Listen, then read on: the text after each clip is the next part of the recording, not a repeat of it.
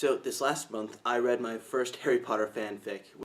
Fanfic was called Harry Potter and the Methods of Rationality, and I really liked it because it's set in a parallel universe where Harry is raised by two professors as opposed to the Dursleys, and he's smart and uses science and rational thought and is a Ravenclaw. Ravenclaws.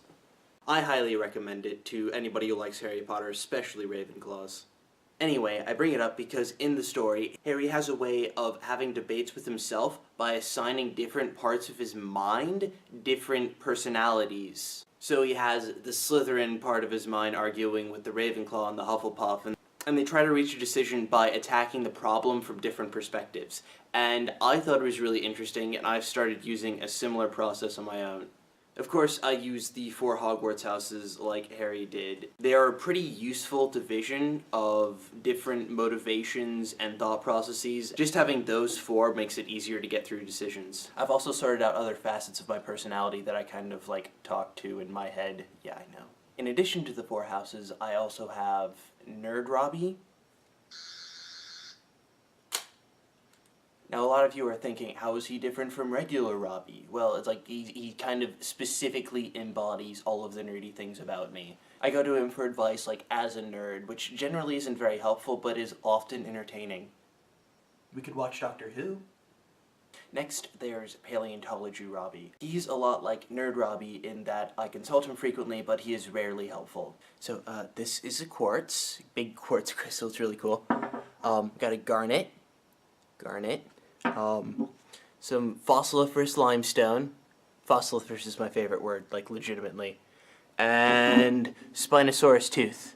Best fossil ever. Introvert and extrovert Robby are just what you'd expect them to be, and they rarely get along. I'm bored. Can we please go talk to somebody? No!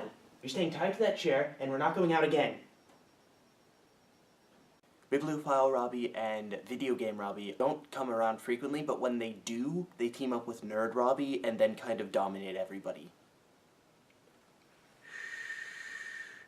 I'm reading.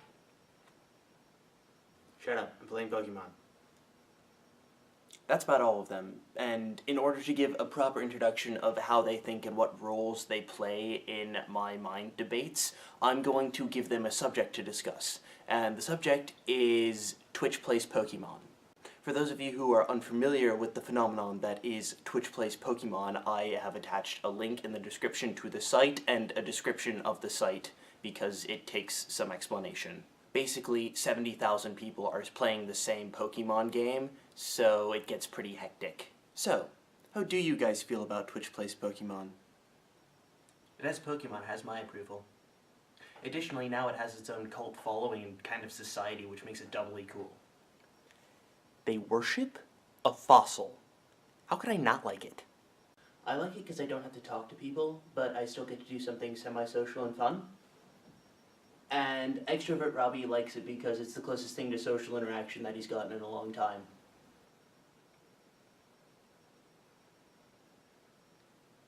Shut up, I'm reading.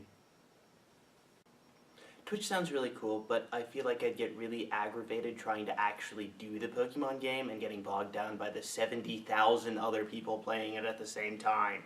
I'm curious as to how I could manipulate all of the people into, like, going the direction that I want and then leading them off on a side quest. I'm actually with Slytherin on this one.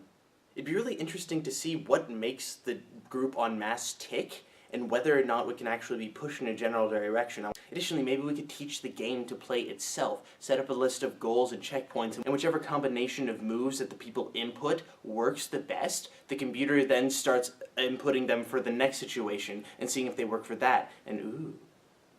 It just seems so frustrating. I feel bad for the imaginary protagonist that everybody's controlling. He can't decide where he wants to go. I can't help but feel that if everyone could communicate better, everything would get done more smoothly, and I can't figure out why people aren't just planning things out and following the plans. What do you think, Gryffindor?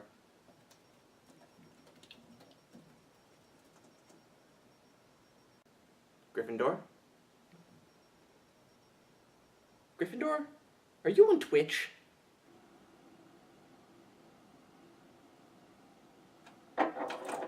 praise Helix Fossil. Yes, I do actually have a Helix fossil. It's pretty awesome.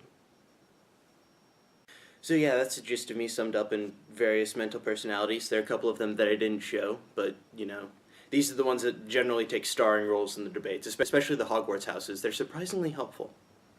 Anyway, hope things go well with the play, Daniel. You'll see me on Monday. Things will happen on Monday. Music Mondays. Yes.